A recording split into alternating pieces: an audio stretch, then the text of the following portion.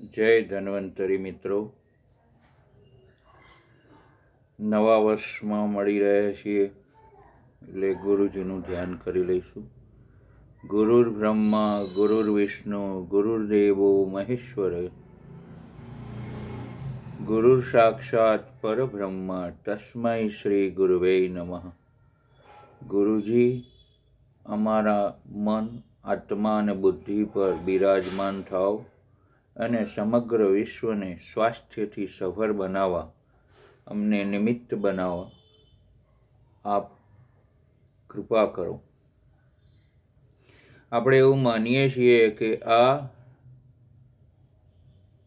પંચમહાભૂત અને આત્માના સંયોજનથી બનેલું શરીર છે. એટલે આકાશ, વાયુ, તેજ, જલ, પૃથ્વી એ પંચમહાભૂત, અને એમાં આત્મા જ્યારે આવિર્ભાવ થાય 3.5 મહિને માના પેટમાં, ત્યારે એ શરીર શરૂ થાય છે. અને આ શરીર જ્યારે પંચભૂતમાં મળી જાય, આત્મા નીકળી જાય ત્યારે પંચભૂતમાં મળી જાય છે. તો એવા આ શરીરના રક્ષણ માટે આપણે શરીરને કાર્યાન્વિત રાખવા માટે આપણે પંચમહાભૂતયુક્ત આહારનું સેવન કરીએ છીએ. રોજે સવારે ને સાંજે 2 ટાઈમ જમીએ છીએ. ઘણા લોકો સવારમાં ચા સાથે નાસ્તો પણ લે છે, ઘણા વળી સાંજે પણ નાસ્તો લે છે, અને ઘણા દિવસમાં 6, 7, 8 વખત પણ નાસ્તો લેતા હોય છે. આમ આપણે શરીરનું જતન કરવા માટે, પાલન પોષણ કરવા માટે, નિભામણી ખર્ચ ચૂકવીએ એ રીતે આહાર આપીએ છીએ. અને આહાર હંમેશા પંચભૂતાત્મક હોય છે. સમગ્ર જગત પંચભૂતાત્મક છે. એમાં થતી ઘઉં, બાજરી, જુવાર, મકઈ એ બધી વસ્તુઓ પંચભૂતાત્મક છે. જેમ યજ્ઞકુંડમાં આહુતિ આપતા રહીએ અને યજ્ઞકુંડ પ્રજ્વલિત રહે છે, એવી રીતે આ શરીરમાં પણ આપણે આહારની આહુતિ 2 વખત આપીએ છીએ, સવારે અને સાંજે. તો આ આહાર કેવો હોવો જોઈએ? કારણ કે આજે જે કંઈ મુશ્કેલીઓ ઊભી થઈ છે એમાં આપણે ઘણી વખતે ગાડી પાટા ઉપરથી ઉતરી ગઈ અને ઘણા બધા એવા વસ્તુઓનું સેવન કર્યું જે શરીર માટે યોગ્ય નથી. તો ચાલો સાથે મળીને શોધીએ કે શરીર માટે શું શું યોગ્ય છે. ભારતીય ચિકિત્સા પદ્ધતિની આ આયુર્વેદ શાખામાં આપણને 5000 વર્ષ પહેલાં ઋષિમુનિઓએ જ્યારે આ રચના કરી, ચરક સંહિતા, સુશ્રુત સંહિતા, ભાવપ્રકાશ, ત્યારે એનો ઉલ્લેખ કર્યો છે.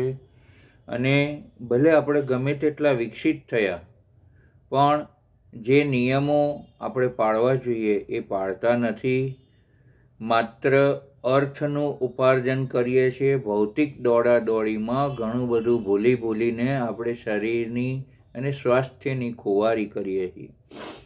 તો મિત્રો, આજે આ વિડીયોમાં હું આપને આહાર ગ્રહણ આયતનાની વિધિથી જે વસ્તુઓ સમજાવવામાં આવી છે એ વાત કહેવા માગું છું કે આપણે જે દેશ, જે જગ્યાએ રહીએ છીએ ત્યાં આપણને કેવો આહાર અનુકૂળ છે, સાત્મ્ય છે, પ્રકૃતિ મુજબ રુચિકારક છે, અને એવો જ આહાર આપણે લેવો જોઈએ. પછી ખોટો આહાર લઈને, જેમ કે મશીનમાં ખોટી જગ્યાએથી પેટ્રોલ પુરાયું હોય, પેટ્રોલની જગ્યાએ ડીઝલ પુરાયું હોય, ડીઝલની જગ્યાએ કેરોસીન પુરાયું હોય, તો આપણે જે કંઈ મુશ્કેલીઓ સાધનોમાં મેળવીએ છીએ એનાથી પણ વિચિત્ર પ્રકારની મુશ્કેલીઓ શરીરમાં ઊભી થાય છે.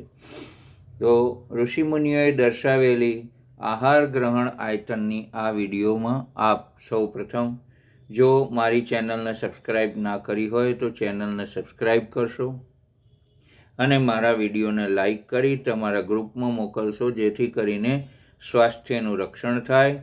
સ્વસ્થસ્ય સ્વાસ્થ્ય રક્ષણમ અને આતુરસ્ય રોગોપશમનમ. એટલે સ્વસ્થના સ્વાસ્થ્યનું રક્ષણ કરવું એ આયુર્વેદનું પહેલું પ્રયોજન છે. અને એટલા માટે આ વિડીયો બનાવીને આપના સુધી પહોંચાડી રહ્યો છું. તો મારા પ્રયાસોને સાર્થક બનાવવા માટે આપ આપના શુભેચ્છકો અને મિત્ર વર્તુળમાં આ વિડીયો ખાસ મોકલશો, સબસ્ક્રાઈબ કરશો મારી ચેનલને. અને હવે આપણે આગળ વધીએ. જેમ કે પંચમહાભૂતાત્મક આ શરીરને આહારની જરૂરિયાત છે, તો આ 8 આહાર વિધિના વિશેષ આયતનો કે કારણો છે, કેમ આહાર ગ્રહણ કરવો જોઈએ. જેમ કે પ્રકૃતિ, કરણ, સંયોગ, રાશિ, દેશ, કાલ, ઉપયોગ, સંસ્થા અને ઉપભોક્તા, માણસ પોતે જ. તો આ વસ્તુઓને ધ્યાન પર રાખીને 8 પ્રકારના આહાર ગ્રહણના આયતનો બતાવવામાં આવ્યા છે.